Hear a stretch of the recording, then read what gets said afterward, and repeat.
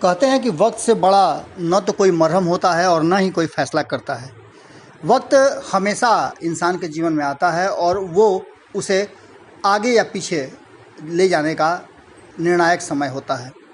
आपको बता दें कि बिहार की राजनीति में भी इसी तरह की बातें सामने आ रही हैं और अक्सर आपने देखा होगा कि राजनीतिक विरासत की लड़ाई हमेशा रही है। ऐसी ही एक विरासत की लड़ाई एलजेपी में चल रही है। हालांकि इसके पीछे बहुत सारे कारण बताए जा रहे हैं और उन कारणों में सबसे बड़ा कारण एक सौरभ पांडे का नाम था। सौरभ पांडे दलितों के बीच में क्या कर रहे हैं, इस बात को लेकर के अक्सर चर्चाएं छिड़ रही थी। लेकिन दोस्ती अलग चीज़ होती है और जब दोस्त अपने आप पे उतर जाता है, अपने लय में होता है, तो दोस्त के लिए कुछ भी कर देता है। एक चिट्ठी जो कि रामविलास पासवान द्वारा लिखी गई है और वही हाथ से लिखी हुई चिट्ठी है। इस चिट्ठी ने कहीं ना कहीं पूरी तरह से एक्सपोज करके रख दिया है पशुपति कुमार पारस और उनकी पूरी टीम को, जो लगातार सौरभ पांडे को दोषी बनाते हैं और ये बात कहते हैं कि रामविलास पासवान नहीं चाहते थे कि सौरभ पांडे चिराग के साथ रहें या पार्टी में जिस तरह की बातें हो रही हैं, गतिविधियां हो रही हैं, उसका संचालन करें और राय मशवरा करें। इन सब बातों को पूरी तरह से झुठलाती है ये चिट्ठी और कहीं ना कहीं एक्सपोज करती है पशुपति कुमार पारस और प्रिंस राज को। उसके साथ ही बाकी के जो 3 और सांसद हैं उन सारे लोगों का पत्ता खोल देती है। आपको बता दें कि इस चिट्ठी को सौरभ पांडे ने खुद साझा किया है।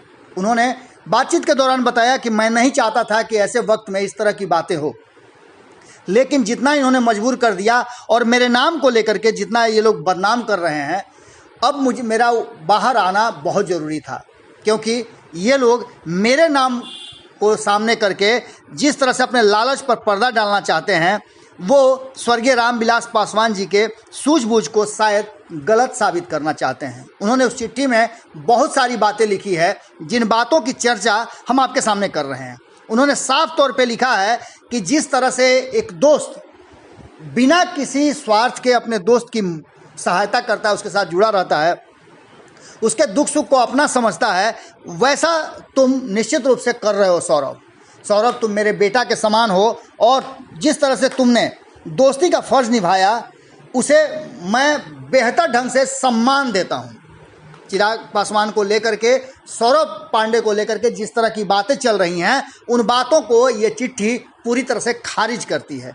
उन्होंने साफ तौर पे लिखा है, रामविलास पासवान की मैं बात कर रहा हूँ, कि वैसे तो करोड़ों में एक दोस्त होता है जो हर तरह से अपने दोस्त को साथ देता है और उसके सही और गलत फैसले को उसके मुंह पर बोलता है, उसके साथ सही फैसले लेने के लिए तैयार होता है। इसके लिए उसे बदनामी भी झेलनी पड़ती है, लोगों के ताने सुनने पड़ते हैं, लेकिन उसकी परवाह न करते हुए व्यक्ति का काम करना और अपने दोस्त के लिए काम करना उसके कद को और बढ़ाता है। आलोचक भी उनके ही बढ़ते हैं जो इस तरह का अच्छा काम करते हैं। आपको बता दें कि आगे रामविलास पासवान ने लिखा है कि मैं तुम्हारा बड़ा प्रशंसक हूं और तुम्हारा प्रशंसा भी इसीलिए होता है कि तुम लोगों की परवाह किए बिना अपने दोस्त के साथ हमेशा खड़े रहे हो। आज चिराग न सिर्फ सांसद हैं बल्कि एक बड़ी पार्टी के राष्ट्रीय अध्यक्ष हैं और लोकसभा के नेता भी हैं, देश के कुछ चुने हुए व्यक्तियों में से एक हैं। इसके पीछे तुम निश्चित रूप से खड़े हो। लगातार इस चिट्ठी ने बहुत सारे राज खोले हैं।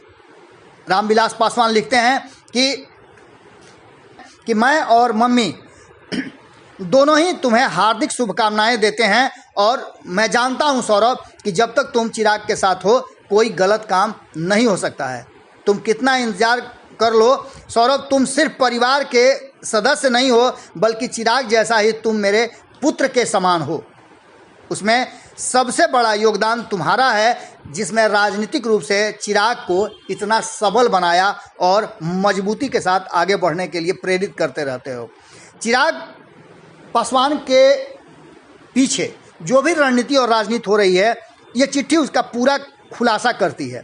उन्होंने साफ तौर पे लिखा है कि सौरभ, मंजिल अभी दूर है, अभी 2 पड़ाव हैं, एक बिहार का और दूसरा देश का। दोनों लक्ष्य हमें प्राप्त करना होगा और इसके लिए तुम्हारा साथ और चिराग का साथ जरूरी है। चिराग तुम्हारे लिए बहुत चिंतित रहता है। जब तुम परेशान हो जाते हो तो चिराग भी परेशान हो जाता है। ऐसी स्थिति में इस चिट्ठी का आना और सौरभ पांडे का ये कहना कि मैं नहीं चाहता था कि इस तरह की चीज़ें सामने आए, लेकिन मजबूर कर दिया है कुछ लोगों ने अपने ही परिवार और घर के साथ साथ पार्टी को तोड़ने की साजिश के तहत। सौरभ पांडे ने एक ट्वीट भी किया है जिसने लिखा है उन्होंने कि जिसने मेहनत देखी है अब वो है नहीं, जिसने पार्टी को आगे बढ़ाने की जिद देखी है अब वो है नहीं। आइए हम सब चिराग के नेतृत्व में चलें। 1 जनवरी 2020 को आदरणीय स्वर्गीय रामविलास पासवान जी द्वारा लिखा गया ये पत्र है जिसको सौरभ पांडे ने साझा किया है। अब इस चिट्ठी ने बहुत सारे राज खोल दिए हैं और बहुत सारी बातें रख दी है सामने।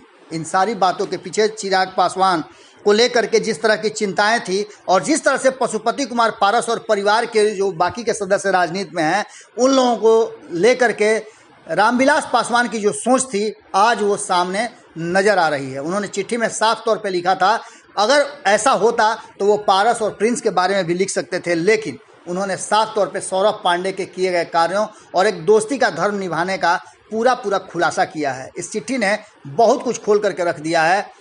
आप इस चिट्ठी को देख सकते हैं। भारत लाइव इस चिट्ठी को साझा कर रहा है जिसे सौरभ पांडे ने अपने ट्विटर पे साझा किया है। जुड़े रहिएगा भारत लाइव के साथ। बहुत सारी खबरें हैं जो लगातार आपसे होकर के गुजर जाती हैं। इसके लिए आपको भारत लाइव को सब्सक्राइब करना होगा। बेल आइकन दबाकर ऑल का ऑप्शन क्लिक कर देंगे तो कोई भी खबर आपसे नहीं छूटेगी और वो भी बिल्कुल मुफ्त में आपको प्राप्त होती रहेंगी। नमस्कार। अगर ये वीडियो पसंद आई और वह बिहार के राजनीति और बिहारियत से सरोकार रखेनी तो सब्सक्राइब बटन दबा के चैनल के सब्सक्राइब कर ली। ओजे एगो घंटी बा, ओकरा बटन दबा देला से कुल सटीक और मारक खबर रुआ मुफ्त में मिल जाई। अगर रुआ पत्रकारिता के हमनी के नया प्रयोग में सहयोग कर चाहतानी तो ज्वाइन बटन दबा दी। पेटीएम नंबर नोट कर ली 9386816700। धन्यवाद।